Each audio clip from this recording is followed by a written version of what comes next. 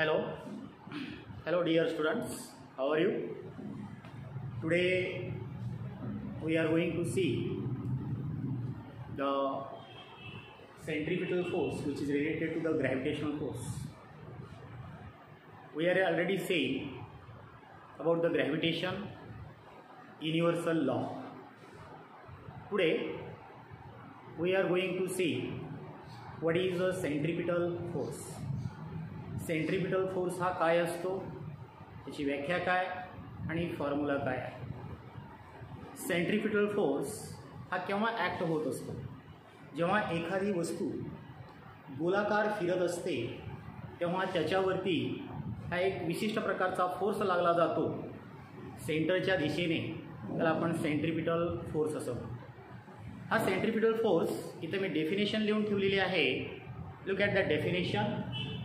The acceleration of a particle performing uniform circular motion which is directed towards the center and along the radius of the circular path is called centripetal force.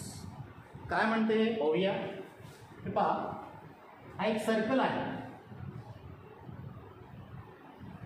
Circle आहे, या सर्कलचा आपण centre म्हणूया, त्याला ओनी दाखवू. ठीक आहे. आणि एखादी ऑब्जेक्ट युनिफॉर्म सर्क्युलर मोशन करते म्हणजे नेमकं काय होतं आहे की समजा या ठिकाणी आपण एक ऑब्जेक्ट लिहूया, समजा त्याला आपण प्लॅनेट पी हे नाव देऊया. युनिफॉर्म सर्क्युलर मोशन ही या दिशेनं असेल, ती अशी, आणि याचा हा रेडियस आर असेल, आणि या पॉइंटला त्याची वेलोसिटी ही v असेल. या आता इथे काय म्हणतात, the acceleration of a particle performing uniform circular motion which is directed towards the centre. म्हणजे एखादी वस्तू गोलाकार जेव्हा फिरत असते तेव्हा त्याच्यावरती एक विशिष्ट प्रकारचा फोर्स ॲक्ट होतो आणि त्या फोर्सचं डायरेक्शन कुणीकडे असतो, टुवर्ड्स द सेंटर.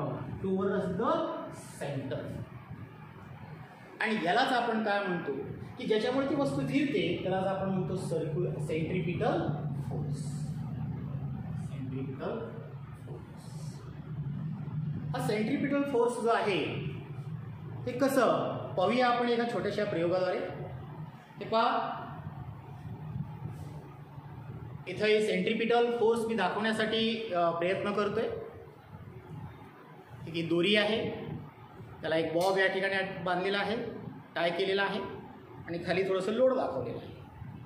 पहा काय होतं की जेव्हा ही वस्तू अशी फिरते, पहा ही वस्तू फिरत असते, आणि जेव्हा ही वस्तू फिरते तेव्हा काय होतं, याच्यावरती सेंटरच्या दिशेने म्हणजे ह्या बॉबकडून सेंटरकडे या पेनच्या टोकाकडे काय होत असतो, एक विशिष्ट प्रकारचा फोर्स लावला जातो, आणि त्याच फोर्सला आपण काय म्हणतो, सेंट्रिपिटल फोर्स असं म्हणतो आपण.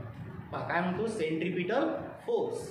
आणि हा फोर्स जो आहे हा फोर्स किती असेल, तर हा फोर्स या ठिकाणी आपल्या टेक्स्टबुकमध्ये दिल्याप्रमाणे you can calculate centripetal force by using F is equal mv² upon r. काय म्हणतात, सेंट्रिपिटल फोर्स जो आहे हा सेंट्रिपिटल फोर्स किती आहे, तर सेंट्रिपिटल फोर्स हा mv² अपॉन r एवढा आहे. म्हणजे काय की हा सेंट्रिपिटल फोर्स हा कोणावरती डिपेंड करतो, तर ते mass of an object. Here m is the mass of an object. Okay, and what is the v? V is the velocity.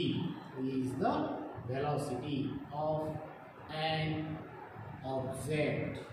Okay, and what is the r? R is the radius. R हे काय आहे, radius आहे. कोणाचा, radius of the circle, की ज्या पाथमध्ये, किंवा त्याला path म्हणा, पाथ ऑफ द,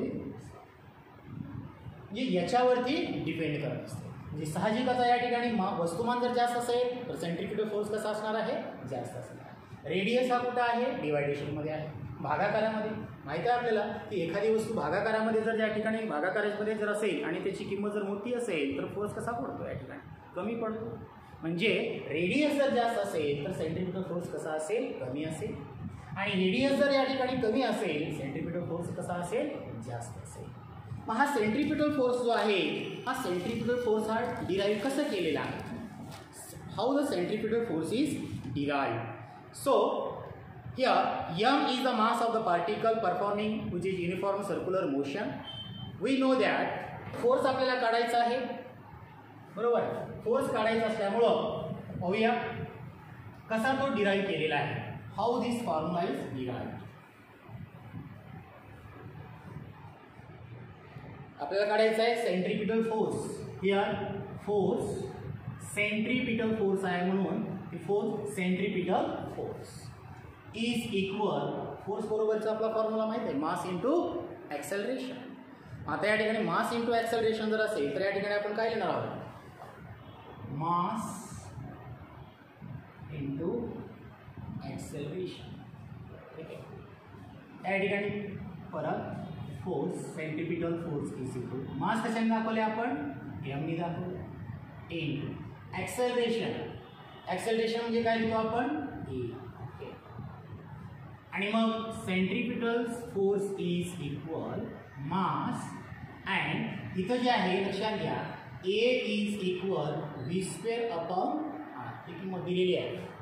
या ठिकाणी ही जी काही किंमत आहे आपण इथं ठेवूया व्ही स्क्वेअर अपॉन काय झालं F is equal centripetal force is equal M V square upon this is the centripetal force.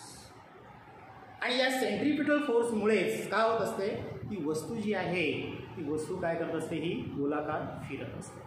आणि याचं युनिट काय असणार आहे तर हा आपल्याला माहीत आहे फोर्स असल्यामुळं फोर्सचा युनिट काय असणार आहे न्यूटन.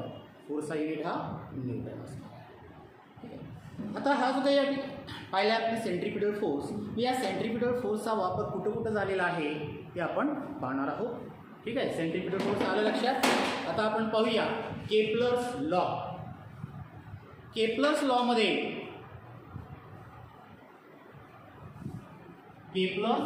केपलरने आपल्याला 3 लॉ दिलेले आहेत.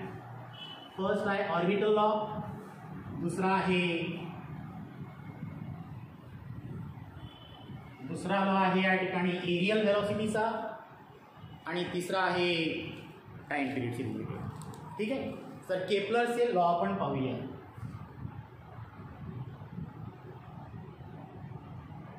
Kepler's first law.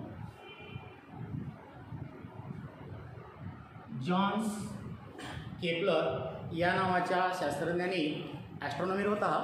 तर यांनी आपल्याला 3 फॉर्म्युले दिलेले आहेत प्लॅनेटरी मोशनशी रिलेटेड.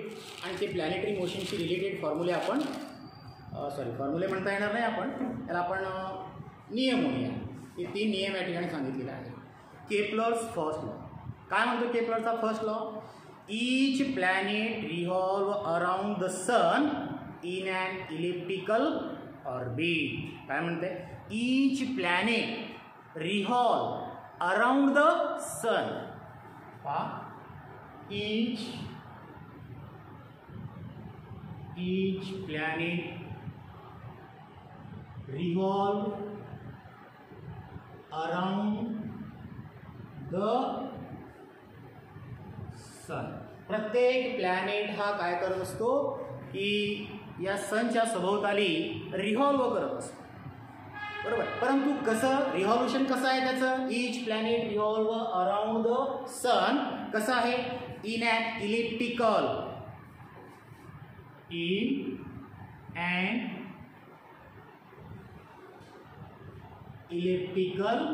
ऑर्बिट. हा वाक्य महत्वाचं आहे. ईच प्लॅनेट प्रत्येक प्लॅनेट हा रिव्हॉल्व होत असतो. रिव्हॉल्व म्हणजे काय फिरत असतो. कसा कोणाच्या सभोवताली अराउंडच्या सभोवताली. कोणाच्या सनच्या सभोवताली प्रत्येक प्लॅनेट हे फिरत असतात. परंतु ही फिरण्याची जी काही पाथ आहे, फिरण्याचा जो काही पाथ आहे तो पाथ कसा आहे तर इलिप्टिकल आहे. कसा आहे इलिप्टिकल. इलिप्टिकल म्हणजेच काय तुम्ही थोडक्यात त्याला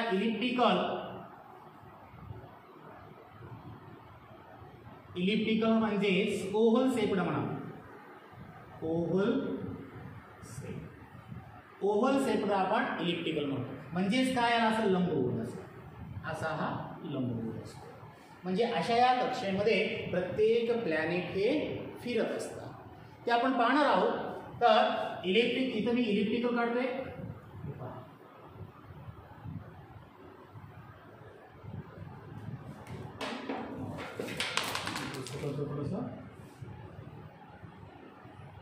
ओके इलिप्टिकल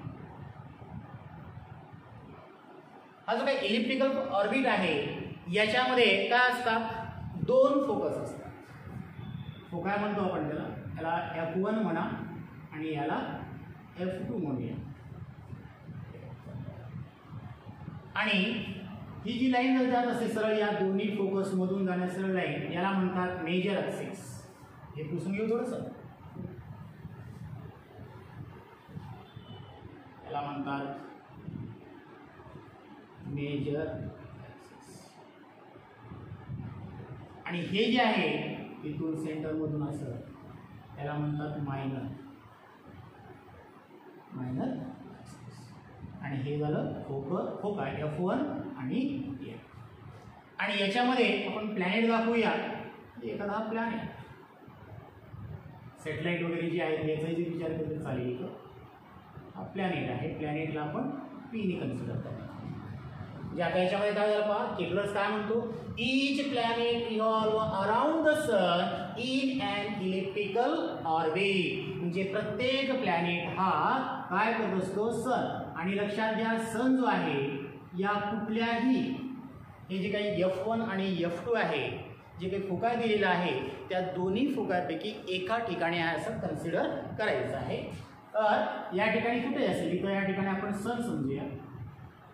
इथं सन आहे. ठीक आहे.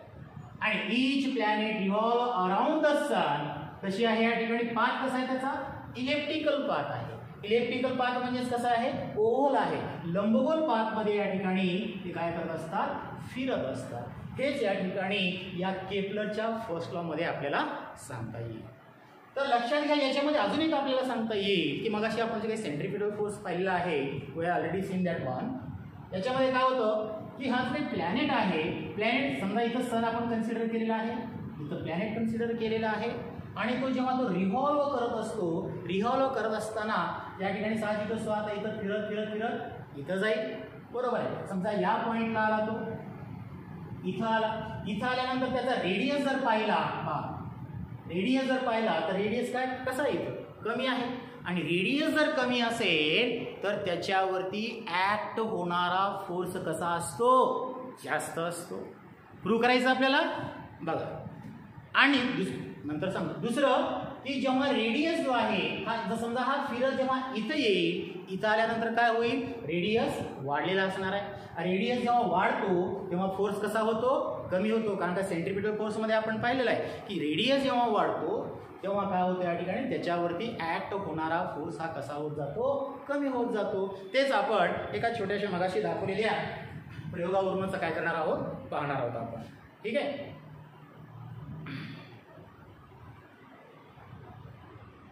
हे पहा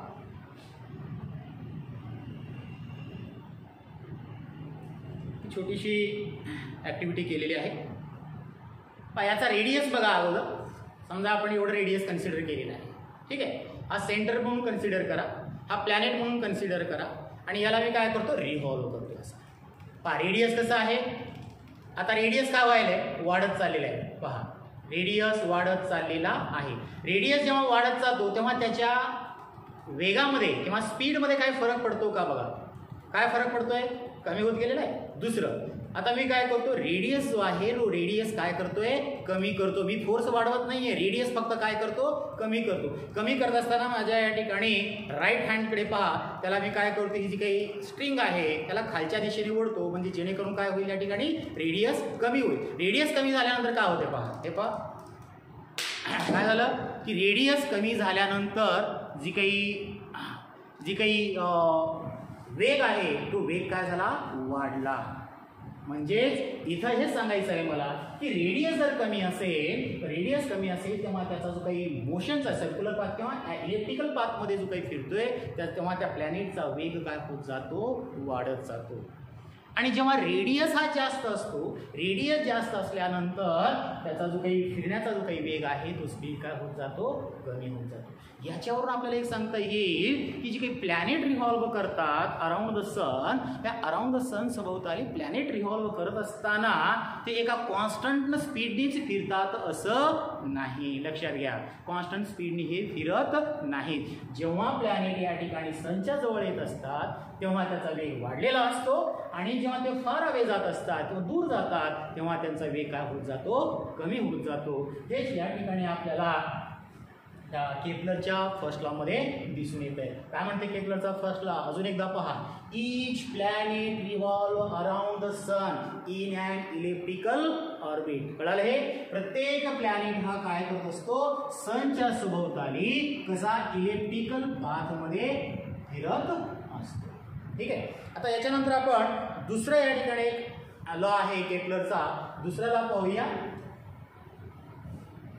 दूसरा law Kepler second law. Kepler's second केपलरचा दुसरा लॉ. तर केपलरचा दुसरा लॉ काय म्हणतो या ठिकाणी, या केपलरच्या दुसऱ्या लॉला दुसरंही नाव आहे लॉ ऑफ एरियल वेलॉसिटी किंवा यालाच म्हणतात लॉ ऑफ एरियल वेलॉसिटी. याला काय म्हणतात, लॉ ऑफ एरियल वेलॉसिटी असं सुद्धा नाव दिलेलं आहे. लॉ ऑफ एरियल वेलॉसिटी का म्हणलेलं आहे याला लॉ ऑफ एरियल वेलॉसिटी, बघूया आपण. काहीतरी एरियाशी रिलेटेड असेल. काय म्हणते याच्यामध्ये मग पहा, the straight line joining to the, बघूया, दी स्ट्रेट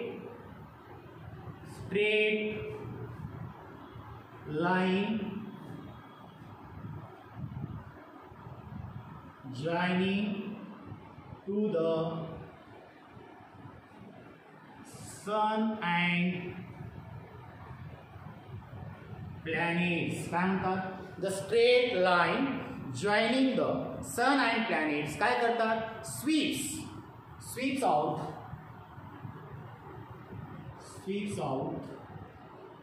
equal areas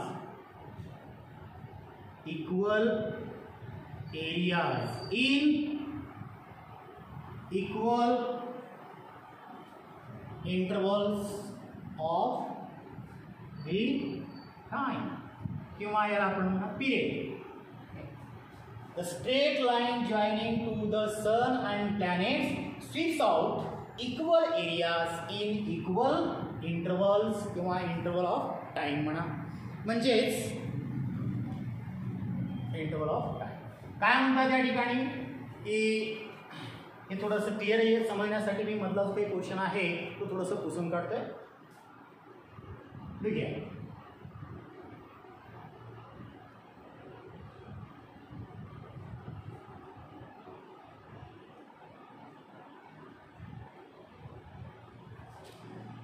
इथं आपण सन कन्सिडर केलेला आहे. ठीक आहे, आपण मला सन कन्सिडर केलेला आहे.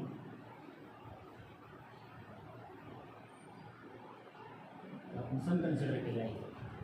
आता याने काय म्हणतात, the straight line joining to the sun and planet. The straight line, समजा हा इथं प्लॅनेट आहे, इथून आपण अशी लाईन जॉईन करूया. काय म्हणतात, the straight line joining to the sun and planet. हा सन आहे आणि हा कोण आहे, प्लॅनेट. द सन अँड प्लॅनेटला जॉईन केलेलं आहे. काय म्हणतात, स्वीप आउट. स्वीप म्हणजे कव्हर करणे, थोडक्यात पार करणे म्हणून. स्वीप आउट इक्वल, समजा स्वीप आउट म्हणजे या ठिकाणी टाइम इंटरवल आहे.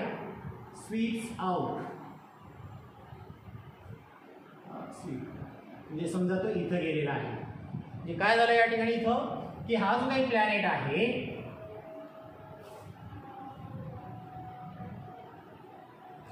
हा जो काही प्लॅनेट आहे इथे या ठराविक पिरियडमध्ये त्याला काही टाइम लागला असेल ना इथं जाण्यासाठी. म्हणजे या ठिकाणी समजा ओ घेतला आपण, ओ ए आणि बी, ठीक आहे. म्हणजे तो काय केलाय, ए या ठिकाणी होता आणि ठराविक वेळेनंतर टाइम पिरियड नंतर तो कुठे गेलेला आहे, बी या ठिकाणी केलेला आहे. म्हणजे बी या ठिकाणी जात असताना तो काहीतरी अंतर पार केलेलं असेल ना, मग त्याला हा अंतर तो काय केलेला आहे, कव्हर केलेला आहे. एवढा अंतर कव्हर केलेलं आहे. आणि मग याला काहीतरी टाइम पिरियड लागलेला असणार आहे, याला आपण नंतर सांगूया. आणि आता काही ठराविक वेळ नंतर परत तो समजा फिरत फिरत कुठं आला, इथं आल्यानंतर लक्षात घ्या तो इथं आहे. इथून तो काय केले, इथं आला. समजा याला पी पोझिशन इथं जे आहे इथं होता, तो फिरत इथं आलेला आहे आणि इथून इथं आला. म्हणजे हा एरिया झाला, हा एवढा एरिया. तर बघा इथेही त्याला लागलेला जो काही वेळ आहे तो टी हा सारखाच आहे. टाइम पिरियड जो आहे कसा आहे, सारखा आहे. समजा इथून इथं जायला, समजा ॲझम्पशन करायचं आपल्याला, इथून ए पासून बी या ठिकाणी जायला त्याला समजा 1 वर्ष लागला असेल, कन्सिडर करा 1 वर्ष लागला असेल ए पासून बी या ठिकाणी जायला. आणि परत सी पासून डी पर्यंत यायला सुद्धा त्याला 1च वर्ष लागलेला आहे. टाइम पिरियड कसा काय केला आपण, कन्सिडर सारखं इक्वल टाइम पिरियड केलेला आहे. परंतु याच्यामध्ये हा टाइम पिरियड इथेही 1 वर्ष लागलेला आहे, इथेही 1 वर्ष लागलेला आहे. परंतु त्याच्यामध्ये जर एरिया जर पाहिला, कुठला एरिया, एरिया ऑफ ट्रायंगल समजूया आपण. एरिया ऑफ ट्रायंगल कुठला, ओ A B, O A B, area of O A B हा पुन्हा एवढा आहे. तर असं दिसून येतो area of O C D is equal to area of, area of O C D. हे कसे आहे, इक्वल आहे म्हणतात. हाच या ठिकाणी केपलर सांगतो. काय म्हणतो केपलरचा सेकंड लॉ काय सांगतात या ठिकाणी, the straight line which is joining to the planet and sun sweeps out equal areas in equal intervals of the time. म्हणजे या ठिकाणी इथला हा जो काही एरिया आहे, हा एरिया तुम्ही A1 जर कन्सिडर केला तर इथं सुद्धा या ठिकाणी हा A2 जो काही एरिया आहे का नाही, हा सुद्धा कसा आहे, तेवढाच आहे. म्हणजेच A1 is equal to A2. Area कसा आहे, सारखाच आहे. कसं झालं या ठिकाणी एरिया, कारण इथं पहा, इथं याची OP जी काही लेंथ आहे ती जास्त आहे, परंतु इथला P आणि B जो आहे, A आणि B चा जो काही अंतर आहे तो कमी आहे. आणि मग हाईट कशी आहे, इथलं जास्त आहे, बेस कमी आहे. पण इथं काय पहा, इथं हा कसा प्रमाण आहे, जास्त आहे. म्हणजे काय झालेलं असणार आहे इथं, की इथं जेव्हा प्लॅनेट हा सनच्या जवळ येतो तेव्हा तो काय केलेला आहे, जास्त वेगाने फिरलेला आहे, स्वीप जास्त केलेला आहे, बरोबर आहे. आणि म्हणून याचं काय होतं, या ठिकाणी एरिया हा इक्वल होत असतो. म्हणजे याच्यावरून थोडक्यात आपल्याला असं सांगता येईल, when the planet is nearer to the sun it revolves very fastly. तो काय करतो, रिव्हॉल्व अतिशय फास्टली करत असतो. मुव्हिंग कसा करतो, त्याचा फास्ट होत असतो.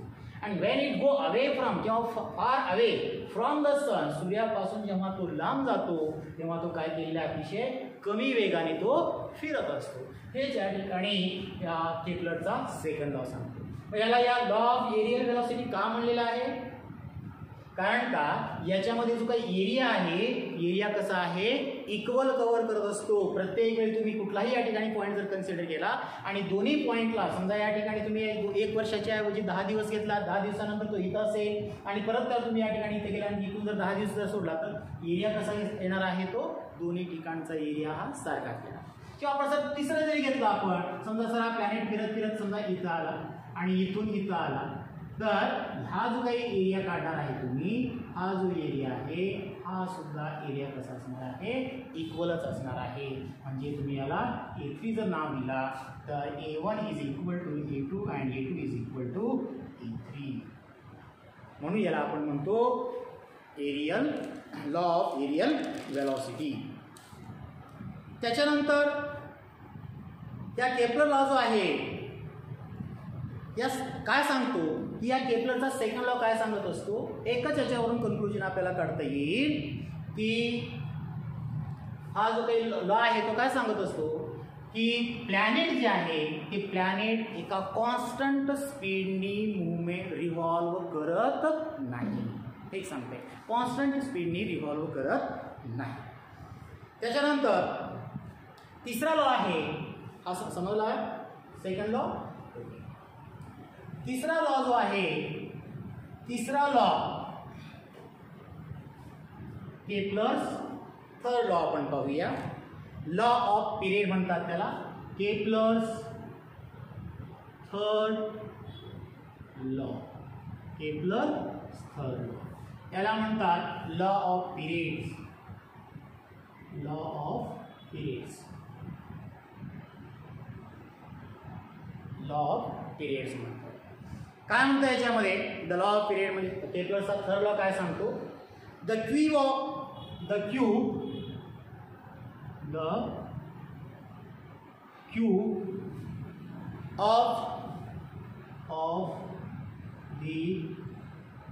mean distance, the cube of the mean distance of planet कुठून, from the sun is from the sun is कसा आहे, is directly proportional to the cube of the mean of the distance of the planet from the sun is directly proportional. मी असं लिहिले proportional, directly proportional to the square of the time. Directly proportional to the square of the time. Okay, the cube of the mean distance of the planet from the sun is directly proportional to the square of the time. Okay. किंवा दुसरे या ठिकाणी square of the time, it text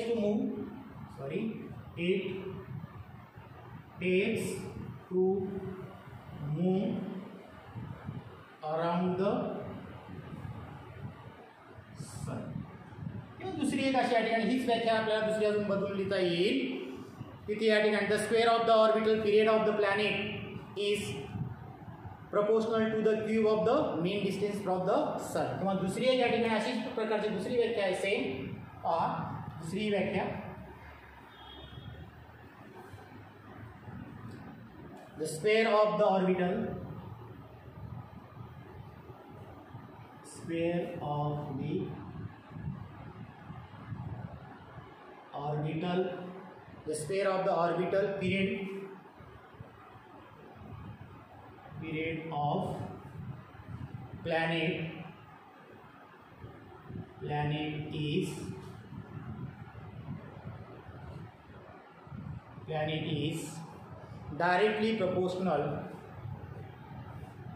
planet is directly proportional to the the square of the orbital period of the planet is directly proportional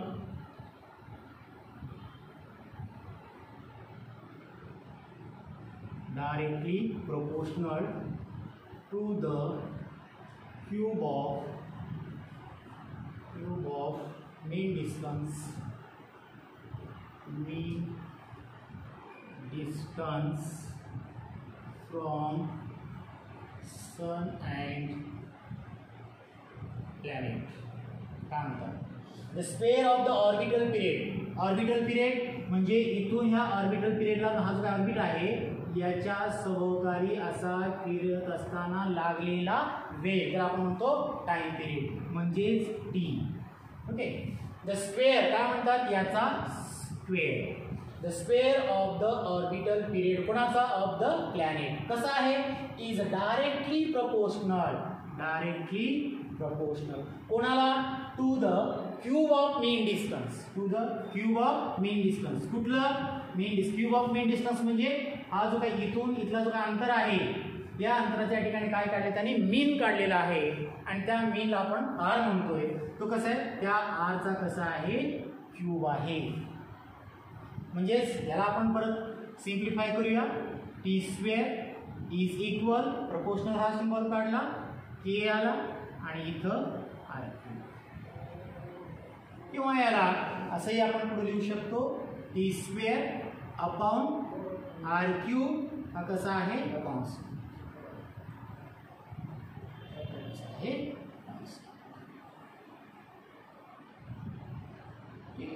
आहे.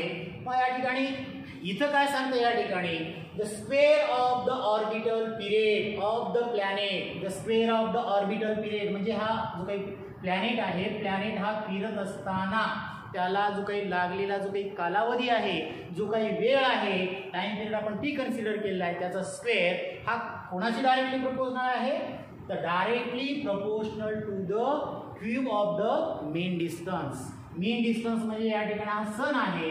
सन पासून हा आपण काय केलंय आर केलंय तर या ठिकाणी प्रत्येकाचा जो काही आर आहे तो वेगवेगळा असणार आहे. त्या सगळ्या अंतराचा या ठिकाणी मीन काढलेला आहे आणि जो कोणता मीन आणला असेल हा तो कसा आहे क्यूब आहे. याच्यावरून आपल्याला या ठिकाणी टाइम पिरियड सुद्धा काढता येतो. तर Kepler's give the law of planetary motion. आता या ठिकाणी केपलरने जे आहे काय सांगितलेलं होतं की आतापर्यंत आपल्याला केपलर्सने या 3 लॉ दिलेला आहे. Kepler's first law, Kepler's second law आणि केपलर्स थर्ड. या सगळ्या गोष्टी खरं आहे परंतु याच्यामध्ये या केपलर्सनी हे काही सांगितलं नाही की why the planets move around the sun. म्हणजे हे का फिरतात हे मात्र त्याने तो सांगू शकलेला नाही. का फिरतात या ठिकाणी प्लॅनेट जे आहे हे प्लॅनेट या ठिकाणी सनच्या सभोवताली असं रिव्हॉल्व करतात या फिरण्यामागचं कारण काय आहे तो सांगू शकलेला नाही. मग इथं या ठिकाणी येतोय न्यूटन आणि न्यूटनने सांगितलेलं आहे की या ठिकाणी हा जो काही प्लॅनेट आहे प्लॅनेट या सनच्या सभोवताली फिरण्यामागचं जो काही कारण आहे तर तो कुठला आहे तर ग्रॅव्हिटेशनल फोर्स. कोण आहे त्याच्या पाठीमागचं कारण आहे ग्रॅव्हिटेशनल फोर्स. ठीक आहे. आणि मग या केपलरचा लॉचा वापर करून लक्षात घ्या न्यूटननी जे काही या ठिकाणी जे काही युनिव्हर्सल लॉ तयार केलेला आहे त्या युनिव्हर्सल लॉमध्ये या केपलरच्या थर्ड लॉचा वापर केलेला आहे. मग तो केपलरचा या ठिकाणी थर्ड लॉचा वापर कसा केलेला आहे हेही आपण या ठिकाणी पाहणार आहोत. मग अगोदर सुरुवातीला पाहूया युनिव्हर्सल लॉ काय म्हणतो. We know that each and every planet in the universe attract towards to each other having a certain force. That force is directly proportional to the product of their masses and inversely proportional to the square of the distance between them. आता हा जो काही inversely प्रोपोर्शनलचा जो काही या ठिकाणी second order sentences आहे हा इन्व्हर्सली प्रोपोर्शनलचा या ठिकाणी हा सेंटेन्सेस घेण्यासाठी त्यांनी हे प्रूव्ह करण्यासाठी कोणाचा आधार घेतलेला आहे केपलरचा आधार घेतलेला आहे. पाहूया.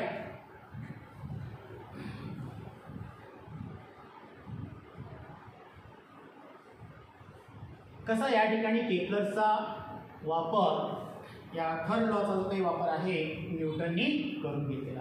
युनिव्हर्सल लॉ मध्ये काय म्हणतो आपण पहा. युनिव्हर्सल लॉ मध्ये काय म्हणतो या ठिकाणी F इज इक्वल टू जी सांगितलेला m1 m2 upon r square. हा युनिव्हर्सल लॉ आहे. ठीक आहे. हा युनिव्हर्सल लॉ. या युनिव्हर्सल लॉ मध्ये त्याच्यामध्ये काय कोड केले F हा कसा आहे m1 directly proportional product of their masses m1 m2 आहे आणि F is inversely proportional to the square of the distance between they. हा जो काही या ठिकाणी त्यांनी सेकंड जो काही या ठिकाणी युनिट वापरलेला आहे किंवा सेकंडचा जो काही सेंटेन्स वापरलेला आहे, मग हा फॉर्म्युला त्यांनी कुठून या ठिकाणी आणला, तर हा फॉर्म्युला त्यांनी आणण्यासाठी कशाचा वापर केलेला आहे, तर हा फॉर्म्युला आणण्यासाठी त्यांनी केपलरच्या थर्ड लॉचा वापर केलेला आहे. कसा पाहूया.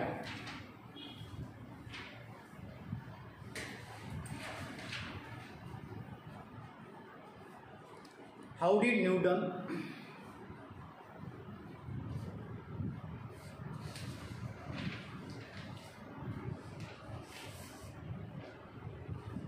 Newton guess this is the inverse square rule. This is the inverse square rule. Okay. या ठिकाणी इनवर्स स्क्वेअर रूल जो आहे F is directly inversely proportional to the square of the distance between they. हे आपल्याला या ठिकाणी how did Newton guess the inverse square. काय केलं आहे याच्यामध्ये की न्यूटनने मात्र एक ॲज्युम्शन केलेलं आहे. केपलरने सांगितलं होतं की प्लॅनेट जे आहे प्लॅनेट कसे फिरतात, इलिप्टिकल ऑर्बिटमध्ये फिरतात. फक्त इथं मात्र न्यूटन काय म्हणतो की प्लॅनेट जे आहे प्लॅनेट जेव्हा ते मुवमेंट करत असतात मूव्ह होतात तेव्हा ते कसं सर्क्युलर मोशनमध्ये मूव्ह होतात असं कन्सिडर केलेलं आहे. Planet move around the sun in a circular या सर्कलमध्ये फिरतात. त्या ठिकाणी हा सन आहे आणि हा प्लॅनेट. आणि मग हे फिरत असताना या ठिकाणी हे असं, मग याच्यामध्ये त्यांनी काय केलेलं आहे की consider planet of mass is a M. इथं सुद्धा परत हा प्लॅनेट आहे. कन्सिडर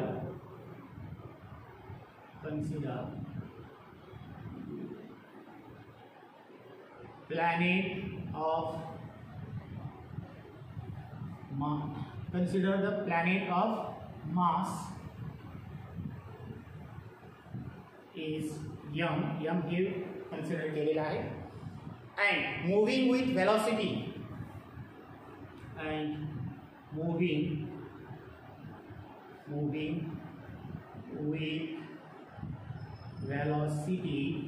आहे v आहे. moving with velocity v around the sun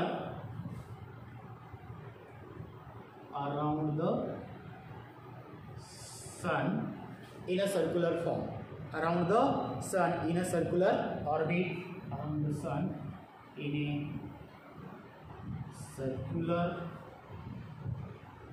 orbit, which is the radius, circular orbit of radius काय केले कन्सिडर द प्लॅनेट जे आहे त्याचा मास काय घेतलेला आपण यम घेतलेला आहे. समजा हा प्लॅनेट आहे, याचा मास जो आहे हा काय कन्सिडर केला आपण यम हा कन्सिडर केलेला आहे. मुव्हिंग विथ व्हेलॉसिटी जी आहे त्याची व्हेलॉसिटी v असणार आहे आणि याचं अंतर किती आहे, रेडियस किती आहे r घ्या. सो बाय युजिंग या ठिकाणी हे वापरत असतं आणि लेट द टाइम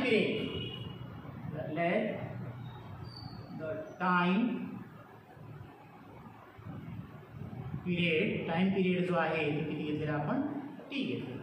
ठीक आहे, काय घेतलेला आहे रिव्हॉल्यूशन होण्यासाठी टाइम पिरियड लागणारा पिरियड टाइम पिरियड टी घेतलेला आहे. हे मास आहे, हा रेडियस आहे, ओके, आणि व्हेलॉसिटी. इथं व्हेलॉसिटी आपल्याला सर्वप्रथम आता या ठिकाणी फॉर्म्युला सेंट्रिपिटल फोर्स आपल्याला फॉर्म्युला माहित आहे. या v इज इक्वल टू आपल्याला व्हेलॉसिटी काढायची आहे कारण काय f is equal to M V square हा फॉर्म्युला आपल्याला माहिती आहे, M V square upon R centimetre force. तर या ठिकाणी एफ जो आहे सेंटीमीटर फोर्स आहे का, तर या ठिकाणी मास जे आहे F is equal to mass दिलेला आहे, परंतु व्ही ची किंमत आपल्याला इथं काढायची आहे. आणि म्हणून व्ही ची किंमत इथं काढण्यासाठी आपल्याला काय करावं लागेल, आता इथली व्ही काढावी लागेल. म्हणजे काय करावं लागेल, दुसरं वाक्यात आपल्याला व्ही कॅल्क्युलेट करावं लागेल. मग व्ही बरोबर काय, व्ही म्हणजेच काय, स्पीड. बरोबर आहे, स्पीड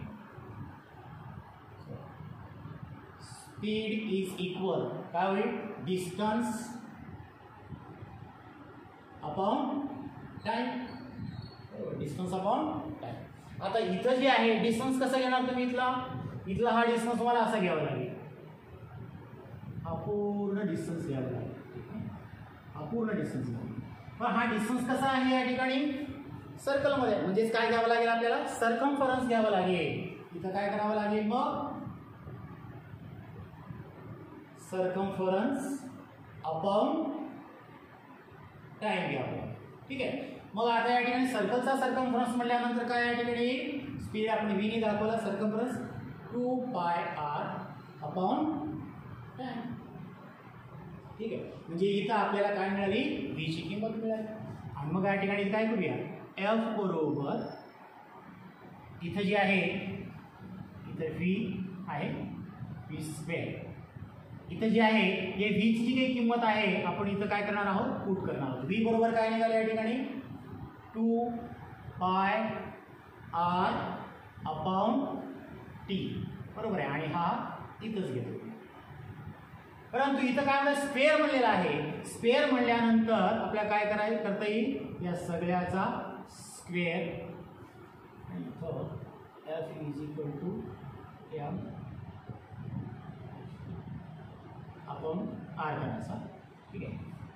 पहा एफ इज इक्वल, या हा स्क्वेअर करायचा आहे, 4 ॲज इट इज एम घेतला, फायचा स्क्वेअर घेतला, आरचा स्क्वेअर अपॉन तेव्हा हे टीचा स्क्वेअर आणि इथं काय खाली झालं R.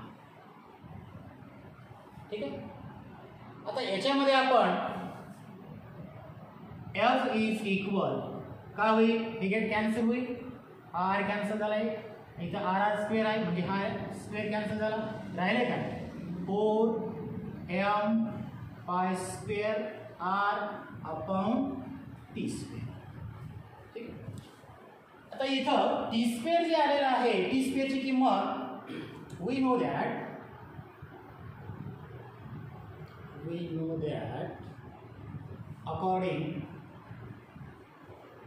according to K plus third law. काय सांगते K plus third law?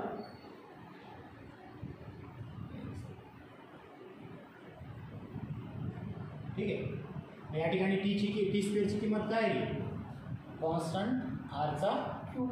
मग इथे मी काय करतो, इथं कॉन्स्टंट आरचा क्यूब लिहितो पुसते.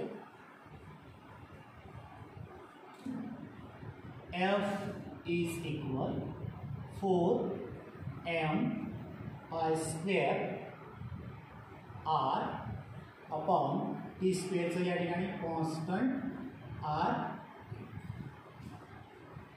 एफ काय झालं सुरू खाली, एफ इज इक्वल याच्यातला एक आर कॅन्सल झाला. आणि लक्षात घ्या इथं हा जो आहे के कॉन्स्टंट आहे, पाय कॉन्स्टंट आहे, 4m हे सगळे काय आहे कॉन्स्टंट. आणि म्हणून 4m पाय स्क्वेअर आणि हे के हे सगळे काय आहे, सगळे कॉन्स्टंट आहे. ओके. आणि मग काही खाली घ्यायला 1 अपॉन आर स्क्वेअर. म्हणजे या ठिकाणी न्यूटननी जी काही युनिव्हर्सल लॉ वापरला होता, त्या युनिव्हर्सल लॉमध्ये सेकंड सेंटेन्सेस जो आहे, कोणता सेकंड सेंटेन्सेस, की 1/r² जे आहे तो जो आहे 1/r², हा या ठिकाणी सेंटेन्सेस जो आहे हे प्रूव्ह करण्यासाठी, हा फॉर्म्युला प्रूव्ह करण्यासाठी कोणाचा आधार घेतलेला आहे, तर इथं बघा टी स्क्वेअर बरोबर आपण लिहिले बघा टी या म्हणजे केपलरच्या थर्ड लॉचा आधार घेऊन या ठिकाणी हे प्रूव्ह केलेलं आहे. ठीक आहे. तर अशा पद्धतीने आज आपण सेंट्रिपिटल फोर्स म्हणजे काय हे पाहिलं, त्याचा फॉर्म्युला डिराईव्ह केला, केपलरचे 3 लॉ पाहिले आणि त्याचबरोबर या केपलरचे 3 लॉ आणि या न्यूटननी केपलरच्या 3ऱ्या लॉचा वापर या इन्व्हर्स स्क्वेअर लॉमध्ये कसा वापर करून घेतला या संदर्भातही आपण माहिती मिळवली. आणि याच्यानंतर जो काही रिमेनिंग पिरियड आहे तो आपल्याला नेक्स्ट लेक्चरमध्ये पाहता येईल. थँक्यू.